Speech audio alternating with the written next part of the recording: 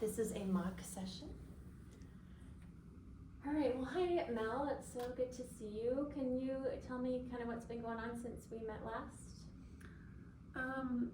Yeah, I've been having a lot of lack of energy, not motivated to do anything, just wanting to sleep like all the time. And how long have you been feeling that way? Is this a new thing? Like a couple months. Okay, so it sounds like it's been going on for a while. Mm-hmm. And are there things in your life right now that you can tell me about that have led to this, or is it just out of the blue? A little bit of both. I feel like starting school is obviously stressful, but like not stressful enough where I've been, I'm feeling the way I am. So yeah, I'm just kind of feeling a little, I guess I'm not feeling anything a lot. So kind of that numbed out feeling. Yeah. Okay. Yeah. Okay. And you mentioned you're tired a lot and things like that. Would you say, like, consider yourself to be depressed right now, like that word depression, or does it feel more physical? Yeah, like definitely depressed, but more in the way of like not wanting to participate in life. I think I'm past the sad point a lot of the time. Okay. And when you say not wanting to participate in life, can you expand on that a little bit for me? Like wanting to just sleep for a long time. And like sometimes I wish I wouldn't wake up. Okay.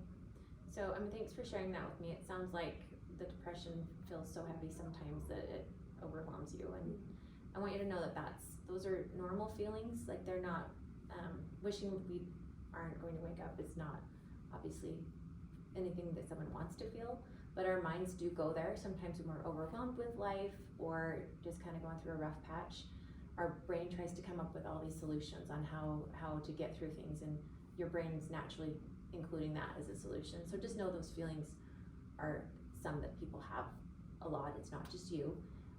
And what we want to do is talk about like working through those.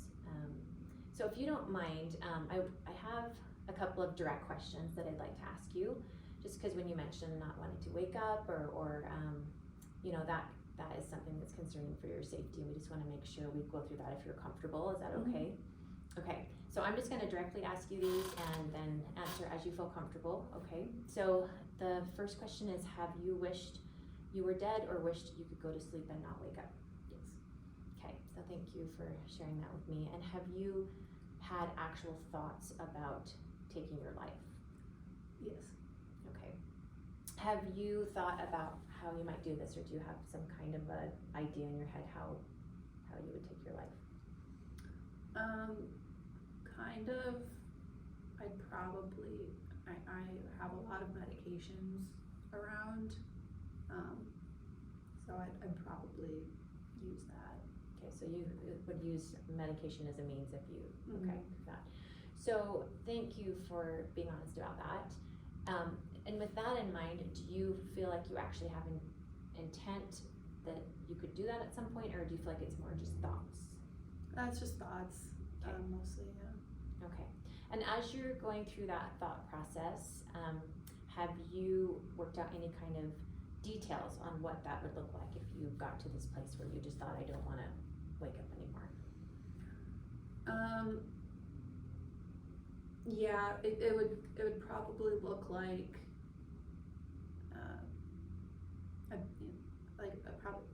a long stretch of that numb feeling. That's when I kind of those not wanting to wake up thoughts start happening. It's just days and days of not feeling anything. So I have thought about like just going to the bathroom and locking the door and like grabbing the meds I have and doing it that way. Okay. And when you talk about the meds, the medications you have access to, have you ever actually like calculated how many pills you have or what types of pills and like how much you think it would take? No, I know the medication is strong, but I don't know how much it would take. Okay, so you haven't actually like thought through to that point where you, okay, well, thank you for sharing that all with me. I know it's hard to be vulnerable about that, but I really wanna do everything I can to help you be safe when you have those thoughts, cause those thoughts, and I'm sure you've experienced this somewhat, you mentioned feeling numb, but we also have periods of time where we get a little relief from that and we can see things more clearly. So I'd like to work with you to try to come up with some solutions so that if you find yourself feeling those dark thoughts and wishing you were dead or didn't have to wake up, that we could work through some things together, things that you could do on your own. And we call this a safety plan. Have you ever heard of a safety plan before? Kind of. Yeah. What's in it? So basically a safety plan is just where you and I work together and we come up with some coping mechanisms, like things that have helped you in the past or some new things to try, and also try to determine your support system, like who you want to include in your safety plan, people that you trust, that you feel like would have your best interests and want to be part of this. Because in our meetings before, we've talked a lot about the support you have in your life. You have your boyfriend and your family, like there's a lot of people that if they knew they could be helpful with this, they would want to. So, and again, it's what you feel comfortable with. So let me just kind of go, I have some guidelines here to kind of work through this. And what I like to do with the safety plan is we'll talk about it and then I'm going to write it down. And sometimes, especially if you're in crisis mode, you're not gonna always remember to go find a piece of paper in your drawer. So it's nice to take a picture. You can keep the physical copy, but keep a picture on your phone, because we always have our phones with us, sometimes even when we're sad and distracted. But just so that you can think, oh, I'm gonna, hurry and pull up my safety plan and read through it. So if that's okay with you, should we go that route? Okay. Okay, so I wanted just to talk about, your thoughts. You said you kind of have thoughts and then start feeling numbed out. Can you tell me what usually happens before you start feeling that numbed out feeling? Is it triggered by something or other thoughts that lead you there? It's usually when I start feeling really overwhelmed. Being tired, just genuinely tired, is really actually a big trigger for me. Like if I haven't slept well the last couple of days, I notice that numbness follows soon after. Okay. And that's really insightful that you can recognize how much of a role that sleep plays and how you feel. So do you find that it's hard for you to fall asleep, or do you feel like you're just too busy? Like what's preventing you from getting good sleep, would you say? I really stress. Like I think about everything that's wrong or not done before bed. Okay. Which is normal when we're feeling overwhelmed, we have those racing thoughts. So let's talk a little bit about some things that you can do to help when you start. Like it would be nice to get to a place where you're getting good sleep and you're not deprived and depleted, so you don't go to that space. Have you tried breathing techniques before? Kind of. I don't really remember any of them. Okay, well, I have one that I really like, and I'm gonna send you home with a handout. But it's basically just 4 seconds of deep breathing in, and then you blow out for 6, or then you hold it for 4 seconds and then blow out for 6 slowly. And sometimes if you do that several times in a row, that can just help calm you down, make sure you're getting enough oxygen, and especially at night when you're struggling to fall asleep, just to help clear those thoughts. So that's one thing that's nice to try. But have you had anything that you've done in the past where you feel like you're really stressed out and it's helped you manage those feelings? Usually, I like to drink my lavender tea and like with a book, usually. Okay, that sounds like a good preventative thing to like start trying. Just even starting tonight, just to carve out that time and say, okay, we've realized that sleep is a priority, so I'm going to do these certain things. I'm going to try some deep breathing, get my lavender tea, read a book, and just carve out that time and call it self-care time. So that sounds like a good plan for that.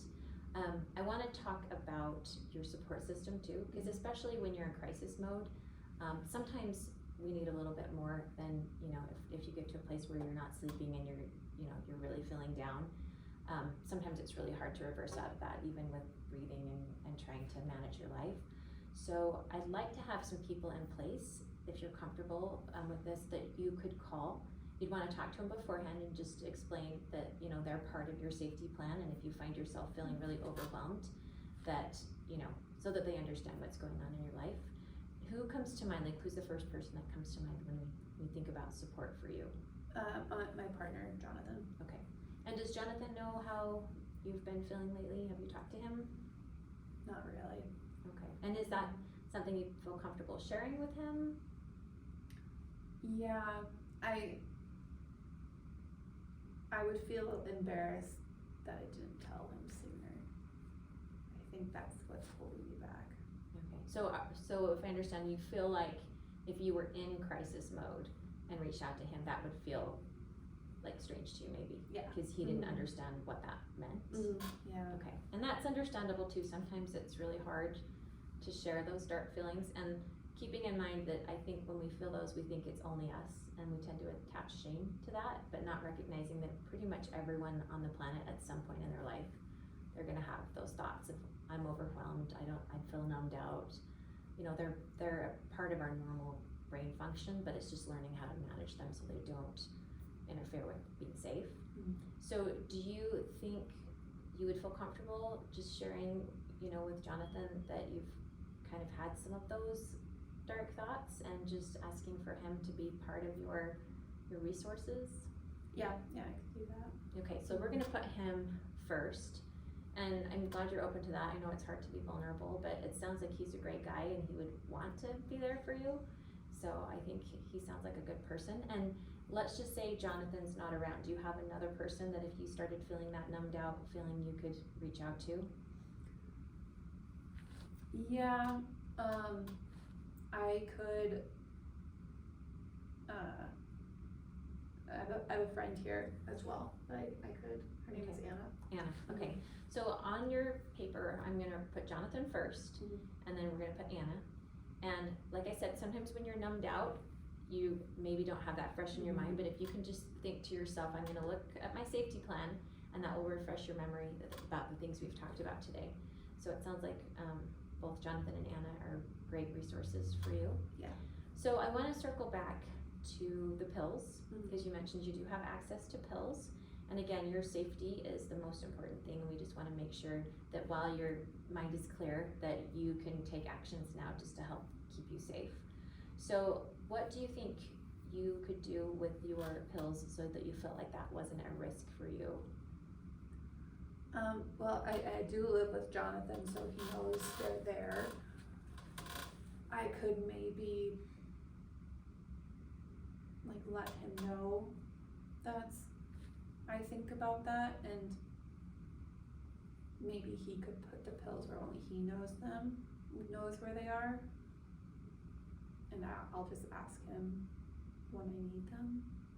Yeah, that sounds and like he can give them to me. a great plan. Yeah, and that would be a great opportunity, since you're sharing your feelings with Jonathan anyway, to empower him with the ability to have control over that. Because I don't want to ask anyone to throw out all their medications if that's something that you're going to need, especially as prescribed. But I think that's a great idea to have Jonathan kind of assume control of those, especially while you're feeling this way. And that will maybe make him feel even more a part of this part of the journey for you. So that sounds like a really good way for your safety. So how are you feeling, you know, as we're talking today?